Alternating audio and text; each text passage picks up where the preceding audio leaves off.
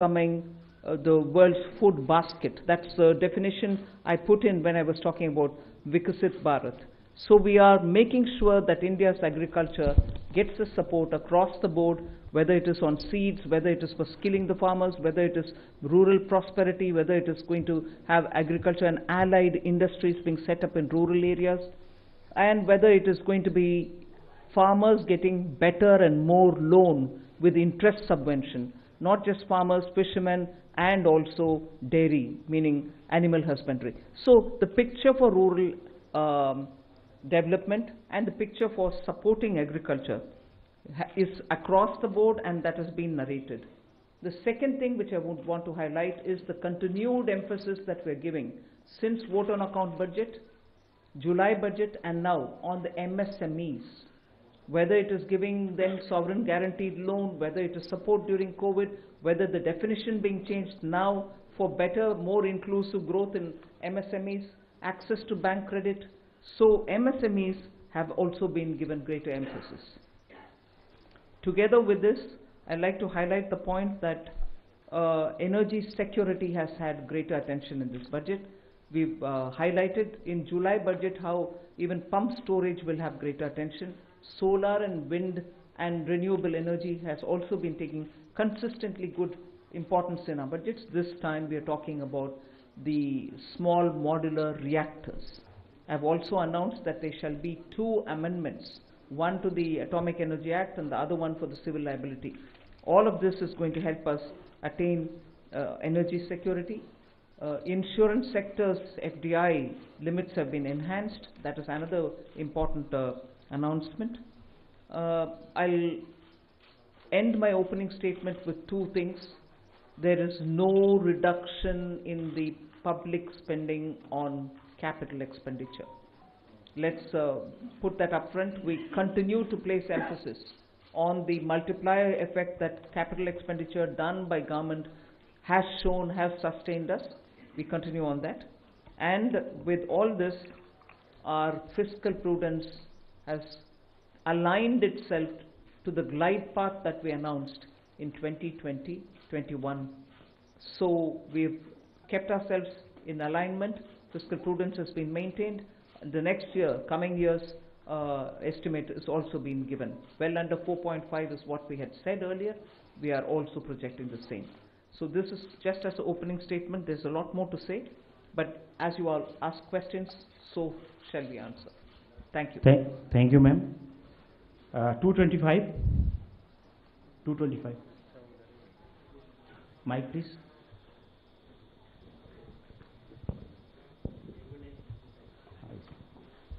Ma'am, this is Shrimi Chaudhary from NDTV Profit. I just wanted to understand, ma'am, here. Ma'am, you said the new income tax bill will come next week. Will that be in the form of draft, and where you are also going to take stakeholder comments on that? Yes, as a bill, any bill goes to the standing committee, and the standing committee will of course consult with so many stakeholders, and then it will come back to us, and if necessary, any more amendments if need to be brought in, we'll bring it in and take it forward in the House. So do we expect implementation in this in the fiscal year in FY23? Do you expect what? Do we expect the implementation of? Well, let it get passed. I hope it will get passed without much of a difficulty, but it is only after its passing. Sure. Thank you. 35. Front.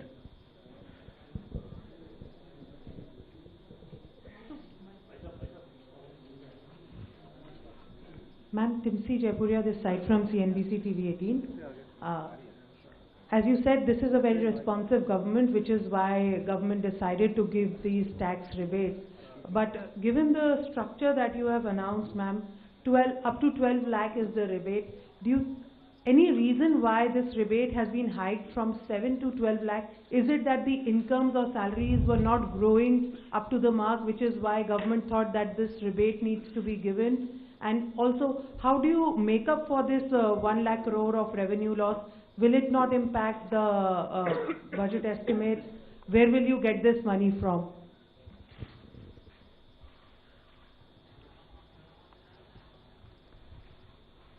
Tripti, I think the first question is you said that this, when the incomes are not growing. This is an income tax. Only when there is an income, then we are talking of the tax. So income has to grow to the level to discuss about the tax. Now, why from 7 to 12 lakh? It is something like, it was earlier 2.2 lakhs. When 2014, it became 2.5 lakh, nobody is going to pay tax. Then there was a 2019 that, we said 5 lakhs, nobody is going to pay tax. And we said it was raised to 7 lakhs. And now it's being raised to 12 lakhs. So this is a perception that the government feels that, on the average 1 lakh per month, if you have, then you need not pay tax, which means that, we are doing it in two ways. One is we are reducing the slab rates. We are expanding the slabs. If you would have noticed, the slabs are now 0 to 4 to the uniform slabs, and there is a gradualism. There was a thing when we had earlier 20%, then it was jumping to 30%. Now it is 20, we have introduced 25 also. So it's a gradual thing which has been done. Now this benefits every one of the taxpayers, because whatever benefits which has come from the slabs gets transmitted across. So therefore everyone gets a benefit. Now the second part, FM decided that, well, some people should get a little more benefit than merely slab rate reduction could have given. And so therefore an extra rebate. So slab rate reduction for everyone, and extra rebate for 7 lakhs were already getting it, now 7 to 5 lakhs more people have been added. So this is the philosophy behind it. And as you said, why you do it, I think we expect that all that money which they gave, it comes back to the economy in either consumption, savings or investments, in whatever way they choose to do. I just want to add to that. If you compare what we've done today with what prevailed in 2014 under the Congress government, what we are, most often the narrative is we should put money back in the hands of the people. I want to please give this comparison for your consideration. If you compare it with the 2014 tax rates under the Congress, for somebody who's earning 8 lakhs, nearly 1 lakh more money is in their pockets today because of the amendments that we brought in. Meaning, 1 lakh income tax in 2014 is 0 income tax now. So that money is going back to the people in their hands for those who are earning 8 lakhs. For those earning 12 lakhs, 2 lakh was the income tax in 2014 versus today 0 which is proposed. Meaning nearly 2 lakh more money in the pockets of people who are earning 12 lakh. Alright, did I stop it there? As Finance Secretary rightly said, across the board everybody is getting benefit because the rates have also been brought down. Not just the rebates being given to up to 12 lakhs. Rates for everybody is being brought down. As a result, take somebody who earns 24 lakhs in a year. The income tax on them in 2014 was 5.6 lakhs. 2014. For them, now it is only 3 lakhs. The rate change has benefited somebody who earns 24 lakh as well. So 2.6 lakh rupees more in the pocket of people who are earning 24 lakh. So it is not just those who are up to 12 lakh because they are not paying any tax at all, because rebate is given to make up for the tax amount which they have to pay.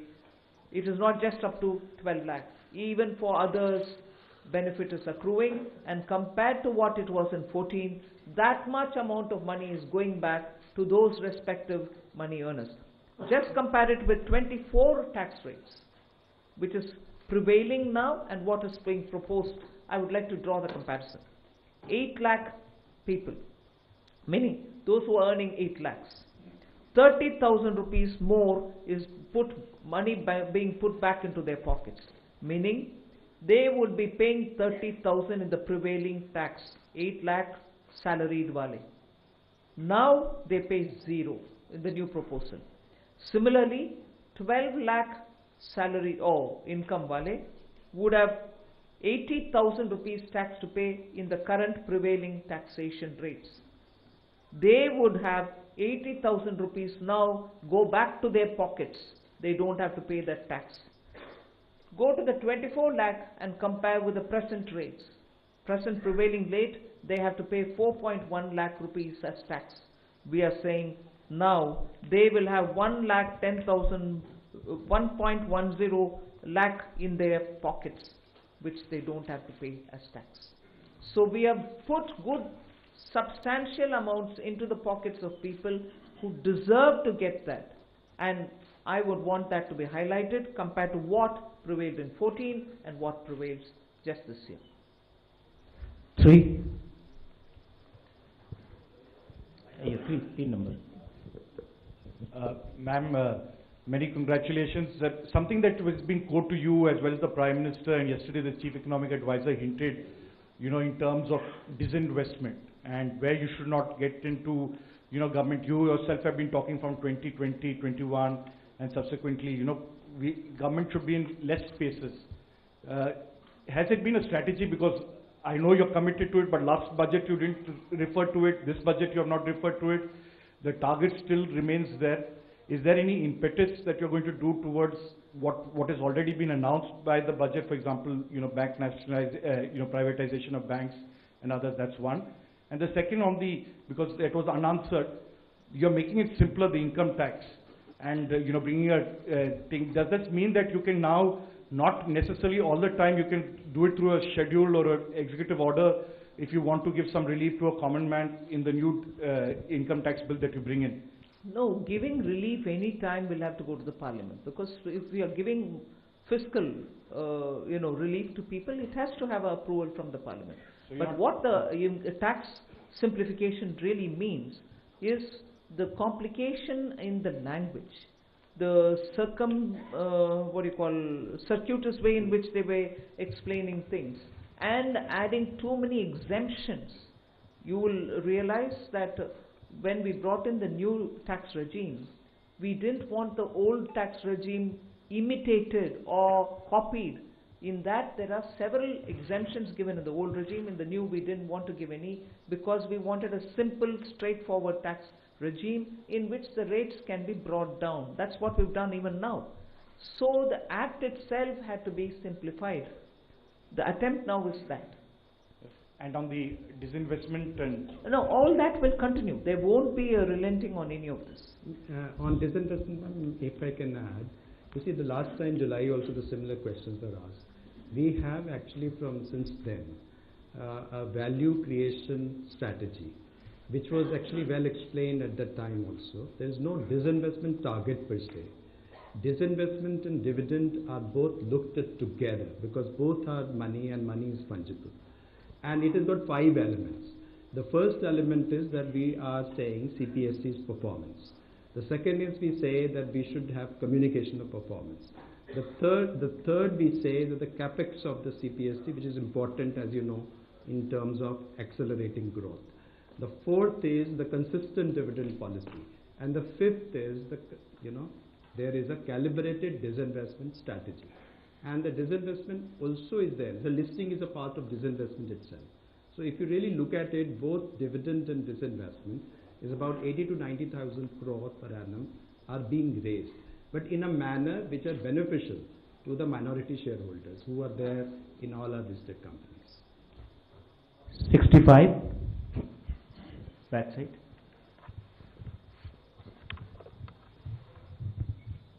Good afternoon, ma'am. This is Ruchi Bhatia from Bloomberg News. I have a question for the Revenue Secretary and a question for you. If the Revenue Secretary can give us details on the benefits, the number of people who will benefit from the slab, from the rebates going up from 7 lakhs to 12 lakhs. And the question for you, Madam Finance Minister, a lot of people say that while the absolute number for CAPEX has gone up, the pace of spending has gone down as compared to a few years ago. Is it telling of the institutional capacity in terms of how much CAPEX push can the government really do? And secondly, as far as a lot of analysts do say that the multiplier that CAPEX has is a lot more than the multiplier in the economy than that tax cuts have. What would you say to some of those concerns as well? Well, 1 crore people will not benefit between the 7 lakh and 12 lakhs. Meaning 1 crore more people will pay no tax. On the capex, I think there are two things playing out. One, of course, this particular year has had the elections happening, and because of that, both central government and state governments were catching up with investments, public spending on investments only from the second and the third quarter, so it showed. It's equally true that when fundamental requirements are taken care of, when you're bringing in additional overhead, there is a pace at which those additions happen. So it's not as if there is no thirst for capital expenditure, but now it will be at a pace in which you can build on each one of the developments that you've done prior. So it will continue. There are some departments which will need more. There are others who would probably reach a plateau, but expenditure will have to continue even in them. So the heads where the capital expenditure will happen will vary, but expenditure will happen in building assets. 121.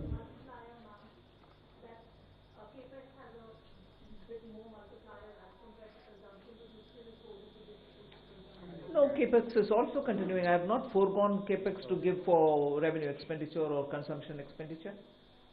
So both continue. Yeah, Ajay. Look at what the overall numbers are.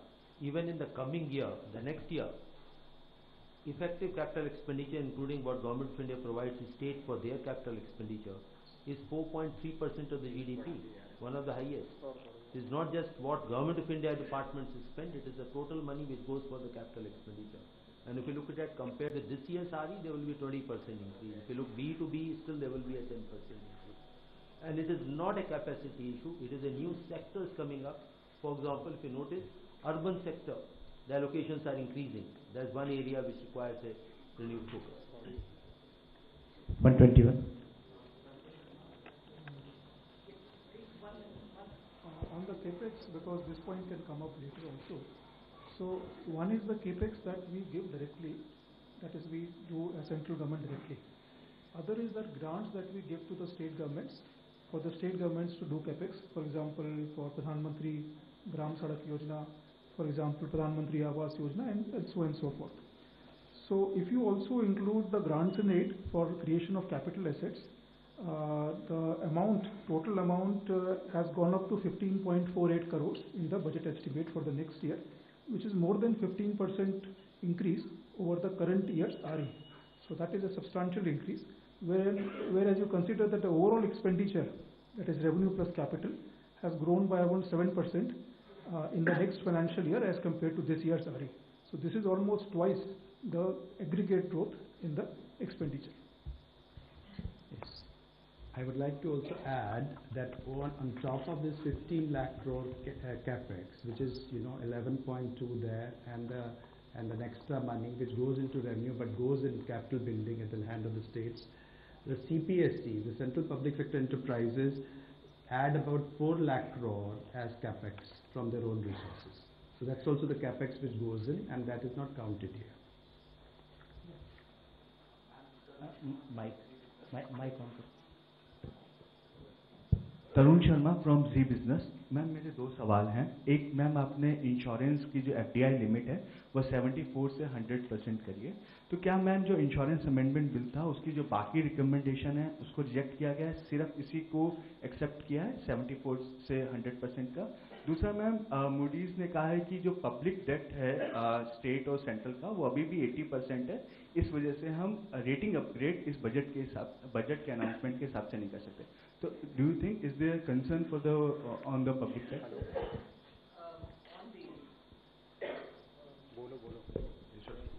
Yeah. See, now presently the insurance is 74%. Now, fundamentally, whether it's 74% or 100%, the material doesn't matter. What actually matters is the psychological feeling that they can actually own the company 100%. Along with this FDI, we are also going to, FM also announced that we are going to simplify certain procedures and rules that we frame, which is including the key management personnel, person who can be chairman of the company, and person who can be the CEO, and board of directors, and also repatriation of dividends. All those are part of this, the proposed reforms that has been announced by the FM today. And sir, what about the other recommendation on the draft insurance amendment bill? That's what we are actually bringing. The draft insurance bill is the one FM has announced. But the main point she has mentioned that 100% FDI, including simplification of existing rules for FDI industry.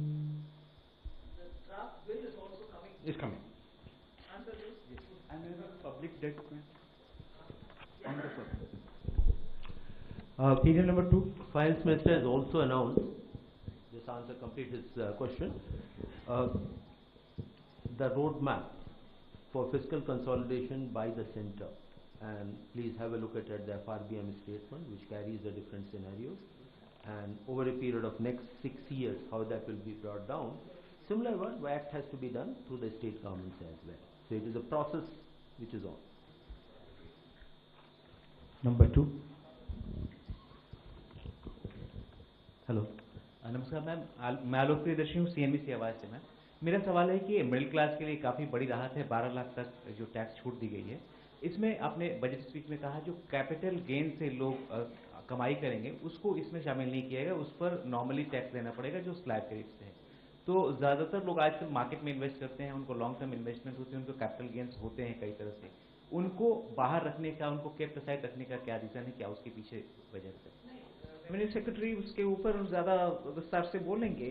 बाहर रखने वाले चीज़ नहीं है, income का calculation कभी भी वैसे ही होता है, उसमें कैपिटल गेन्स का जोड़ते नहीं है। मैं स्पष्टता के लिए उसको जोड़ रखा है उधर सेंटेंस पढ़ने के समय। ये नया मेरा पद्धति नहीं है कि इसको अलग रखो उसको अलग। Income calculation in general is done without the capital gains. You want to explain it? Capital gains tax जो है वो हमेशा से रेट से अलग है, नॉर्मल इनकम से अलग है। यदि नॉर्मल इनकम में होता, शामिल होता, तो यदि 30% के ब्रैकेट में कोई होता कि उसके कैपिटल गेन्स में 30% टैक्स लगता, तो वो क्या मान्य होता? तो कैपिटल गेन्स को एक अलग टैक्स की व्यवस्था की गई है जो कि कम है। वो इसलिए की गई है कि रिस्क उसमें है और उसमें लोग रिटर्न करते हैं कैपिटल मार्केट को बढ़ावा देने के लिए, तो उसमें 12.5% हमने टैक्स लगाया। तो वो एक अलग रखा जाता है, उसमें एक अलग एग्जेम्पशन लिमिट भी है। यदि वो एक साल में कैपिटल गेन्स आपको इज इट 1.25 लाख 1.25 लाख यदि हो तो वो एग्जेम्प्ट भी होता है। तो और यदि शॉर्ट टर्म हो तो वो 20% होता है। तो वो एक व्यवस्था अलग है और नॉर्मल इनकम की व्यवस्था है जो कि स्लैब रेट और उससे काउंट होती है। तो इसलिए वो अलग ही है, कंफ्यूजन ना हो इसलिए वित्त मंत्री जी ने स्पष्ट उसको कर दिया था स्पीच में, क्योंकि ये कंफ्यूजन की संभावना थी कि सब लोग ये समझेंगे, तो उसको स्पष्ट किया गया। 46 पीछे। Hello ma'am, Harsh Kumar from Business Standard newspaper. Ma'am, since government has decided to move ahead with a comprehensive asset monetization plan, so what are the new changes from the previous one, and if you can give some broader aspects of it in detail? See, as we are aware that till the last year, the first program which was launched in 2021, achievements have been of the order of about 90%, which is a good progress. Based on that success is the next leap, almost double the amount which are coming up. And there are newer asset classes will also be come up. For example, transmission assets, and not just of the Government of India. Government of India doesn't own, say, Power Corporation, Power Transmission Corporation, but state government's assets are also there. So they will do the monetization, and you will hear very soon that entire plan will be out. Sir, can we, in future, can we get a separate number of asset monetization and disinvestment? See, this money, what the intent is, there's already an investment, or rather the assets are there, which may be owned by Government of India, which may be owned by, say, NHAI, or they may be owned by one of the PSUs. They disinvest, not disinvest, they monetize that asset and use that money to build a fresh or a new project and a new asset, plow back that money back into the economy. So these are not necessarily money coming to Consolidated Fund of India. Very rarely the money comes in. NHAI doesn't invest, money remains with them, they build another road by using that money. 13.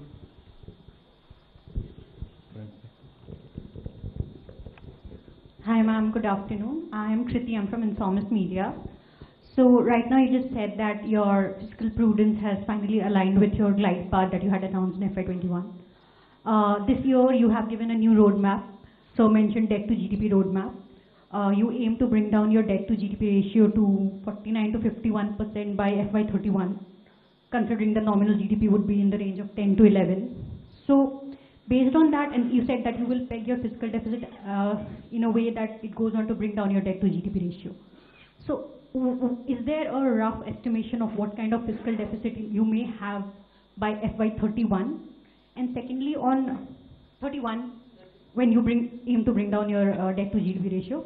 Secondly, on funding of fiscal deficit for the next fiscal year, you have brought down the borrowing from small savings from considerably low, it's 16% low from last year. Is there any reason for the limited optimism? Earlier it used to finance 25% of your deficit, now it's going to finance 22% of your deficit. So if you could just elaborate on if there is any reason for that. Thank you. First of all, that what is going to be the fiscal deficit in nth year from now? The path is very clear that debt to GDP ratio will be on a declining path, depending upon what the growth rate in the economies are, what kind of a stimulus measure or a further consolidation measures would be needed. And the roadmap does envisages three scenarios: mild, moderate and high level of consolidation. So do your maths there, that the range is coming up. In the best case scenario, the highest growth rate and highest level consolidation can go as low as 47.5%. Very low growth rate, etc., it comes to 52. What the goal is taken is 50 plus minus 1%, and that's showing the physical response to needs of the economy. So that is the goal, but overall trend has to be declining trend. And just see the record. 2021, Finance Minister announced will come down to 4.5 next year. This year we are 4.8, next year is 4.4. This is a track record, that's what we follow. Your next question? Small savings, borrowing from small savings. Here the interest rate, if you notice in the last 2 to 2.5 years, are being set in a manner so that there's neither an incentive nor a disincentive to come to small savings. These are the numbers where we see the trend, and based on the trend we project it. What is being overall is being monitored and watched or set is the overall fiscal deficit, overall borrowing. If more is coming in small savings, less from the market. If less is coming from the small savings, more will be from the market. So our assessment numbers are slightly lesser than this year, and to that extent market borrowings we have indicated which will be slightly less than the current year numbers, marginally lower are there. But if there were to be more inflow of small savings, to that extent market borrowings will go down, and as you are aware, we do set the calendar every half year. 51.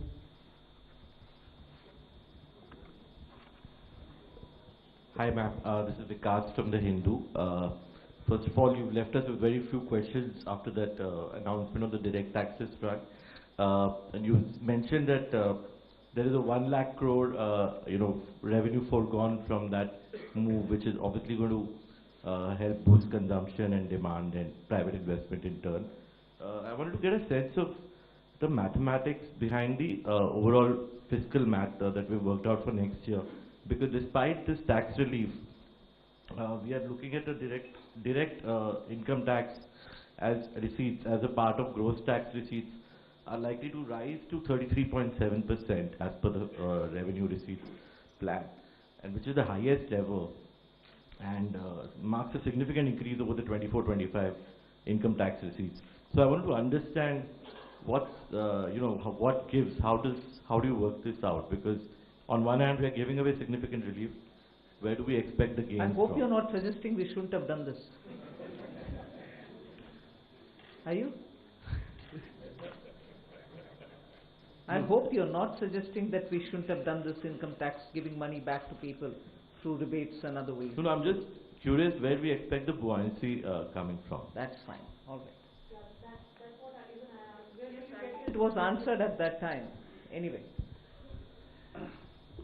Okay, let me just say we are talking about personal income tax, taxes on income. And we had 19.7% growth in 22-23. We have 25.4% in actual terms, and 23-24 we had 25%, and 24-25 if you take the RE figures, growth is likely to be 20%. And what we have proposed for 25-26 is a growth of 14.4%. So we have moderated. I mean, we have been growing 20% almost on this plan, and we have made it 14%. Now coming to buoyancy, our buoyancy was in for the taxes on income was 2.65 in 23-24, and 24-25 expected buoyancy is 2, and the buoyancy which has been assumed for 25-26 is 1.42. So you would see that we have assumed a moderate buoyancy, looking into the sacrifice of revenue which has been done. So we have done our math. Thank you. 9.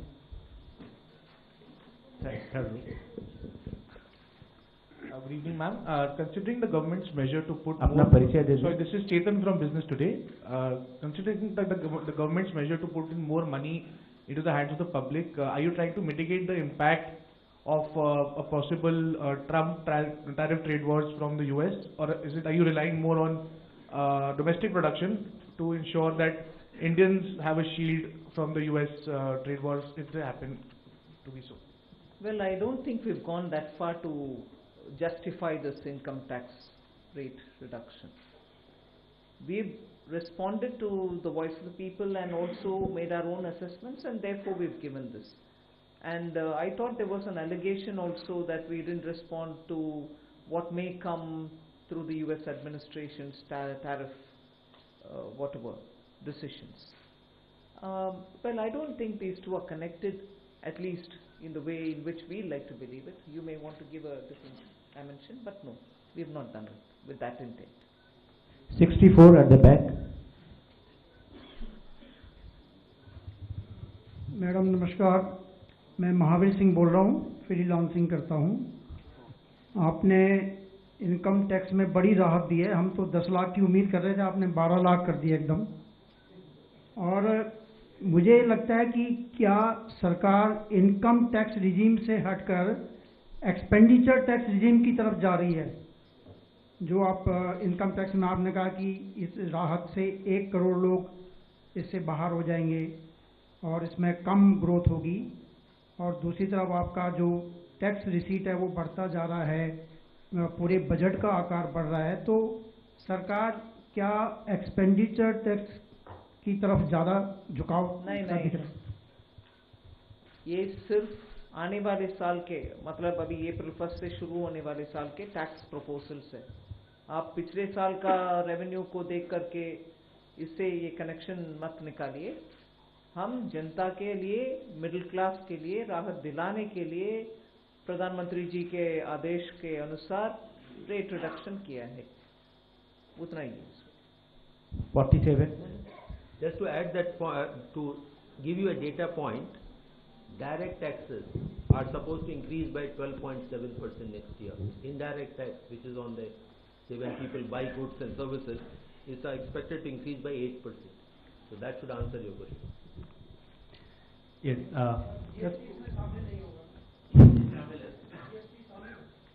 हमारी central amount शामिल है। एक इसी point पे और यदि हम देखें डायरेक्ट टैक्स और इनडायरेक्ट टैक्स का रेशियो, तो वर्तमान साल में आरई में ये 1.39 है, मतलब डायरेक्ट टैक्स लगभग 139% है इनडायरेक्ट टैक्स का। अगले साल ये 145% है। तो जो आप कह रहे हैं उसका उल्टा है, डायरेक्ट टैक्सेस पे अधिक अगले साल राशि प्राप्त होगी as compared to indirect tax. और यदि हम देखा जाए बॉयंसी जो है वो इनडायरेक्ट टैक्सेस में 0.82 है, क्योंकि कस्टम्स जो है वो कोई अभी हमारे लिए एक रेवेन्यू का साधन नहीं है, वो एक बॉर्डर मेजर्स है, और बहुत समय में हमने ड्यूटी रिड्यूस भी की हैं, क्योंकि बहुत ज़्यादा हाई टैरिफ लगाने से भी उसके ठीक परिणाम नहीं, तो ये भी नहीं है। और CGST और सेस में हमारा जो बॉयंसी है वो सिर्फ 1.08 है, तो आप देखेंगे कि वो उसमें कोई एक्स्ट्रा हमारा करने का विचार नहीं है. Ma'am, Prakash Predarshi from ET now. Yeah. The KCC limit has been enhanced to 5 lakh. So, any assessment on how this decision will boost rural consumption? Secondly, ma'am, the budget document mentions something about sharing transaction details of crypto assets. If you could elaborate. Sharing transaction details of? Crypto assets. Okay. Nagaraj, you want to say on the KCC?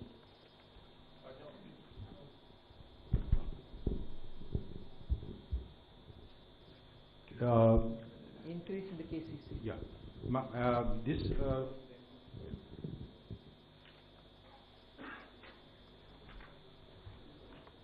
let me respond to the question on the KCC. This is to enable those farmers who are doing commercial cropping, they require more more crop loans are required. It will facilitate them, and government will provide the interest subvention for them up to limit of 5 lakhs. It is not first to assist the farmer. It is not a measure to boost rural consumption. That is not the intent. Intent is farmer needed more crop loans. It is to facilitate that. That is the purpose. And 1 lakh if I can decided a long time ago.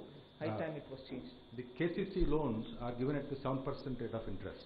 It's already subsidized by the government at 1.5%. Now, if the prompt repayment is there, there is another 3% to the farmer. The effective rate of interest on KCC loans is only 4%. Now, with the current announcement by the FM, there will be almost about 26 crore additional budgetary impact for this KCC loan. 45. जहाँ तक crypto का सवाल है, अभी हम crypto पे tax लगा रहे हैं. Although it's not a regulated entity, black money में भी टैक्स लगता है, तो उसी तरह से क्रिप्टो में भी टैक्स लगता है. नहीं, मतलब रेगुलेशन ना होते हुए भी इट इज़ टैक्सेबल. उसमें OECD G20 के अंदर जो हमारा फ्रेमवर्क एग्रीमेंट है, उसमें 2027 से ये निश्चित किया है कि सब जो उसके सिग्नेटरीज हैं वो उसमें इंफॉर्मेशन शेयर करेंगे. तो उसके लिए टैक्स लॉ में ये व्यवस्था की जा रही है कि हम वो इंफॉर्मेशन गैदर करने का फ्रेमवर्क, जो रूल्स हमको बनाने हैं, वो हम कर लें. Ma'am, Meghna Mittal from Money Control. The Union Budget has announced a big income tax relief in the new income tax regime. The budget has announced a big relief in the income tax. So, in the new income tax regime, so how many taxpayers have moved to this new income tax regime, and does this also mean that are we phasing out finally the old tax regime? 75% जो हैं, 75% have already moved to the new tax regime under the individual category. No, if we are phasing out, I would have said it, na? The scheme is available, but we expect that almost everyone will shift now. 224.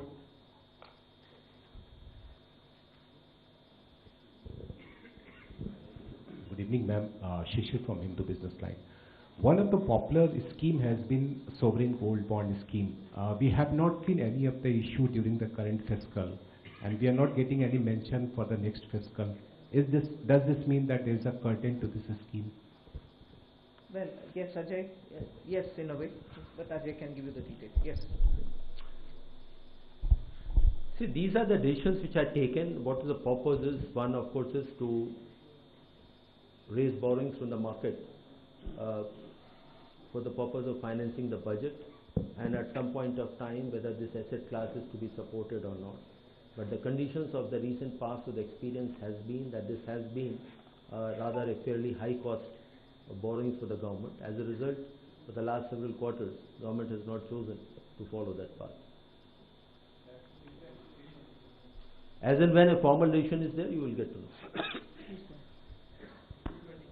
226. Left. We'll take two more questions. Hello, hi. After this. Ruchika Chakravanshi from Business Standard. Just two things. One, if you could elaborate on the BIT that you've said that it will be made investor friendly. So will it be in the line with what we have with the UAE? And one, there is an increase in the corporate tax revenues also that have been projected in the FY26 budget. So what is the reason for you to, why are you expecting like a revival in corporate tax, which has been a bit of concern? Well, on the BIT, I think I've stated the reason why we want to revamp it, to make it more investor friendly. Yes, I can understand you quoting UAE and asking whether it is going to be in line with that. UAE was a bit more than, it was 2016 plus, it was more than the 2016 version of the BIT. But there is no particular template that I am adhering to. We want to make it lots more robust and lots more investor friendly. 125. Ma'am, good afternoon. Karishma from Business Today. Congratulations to you and everybody. Ma'am, Manrega has again it's seen a stagnant allocation in the last 2 years.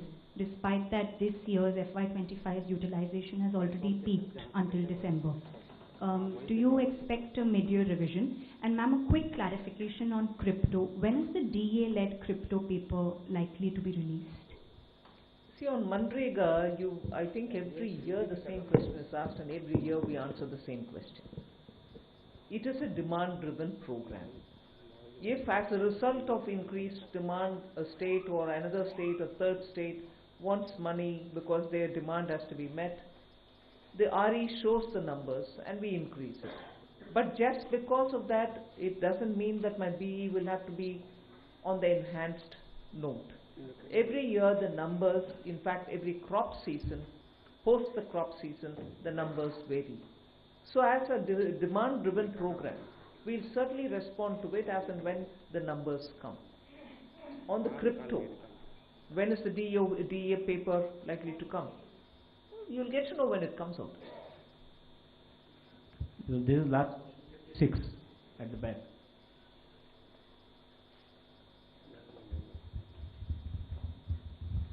Ma'am, I'm Banikinga Patnaik from the Economic Times. In your speech, you have said that there would be a light touch regulatory framework and that a committee will be set up to review all non-financial sector rules and regulations. So, ma'am, is there, any possibility that it will also include financial sector regulations? But even as I read the speech, there were two different things. One for the non-financial and another for the financial. The financial is still being looked through the FSDC, whereas the non-financial is where we have appointed, or we are asking for an appointment of a high-level committee which will look at the regulations, particularly for compliance, for inspection, for certification. There are ever so many overlaps, friction points, pain points. So to sort that out, our approach is this: one, through the FSDC for the financial, and for the non-financial, several of them which are non-financial, the high-level committee. Ma'am, again,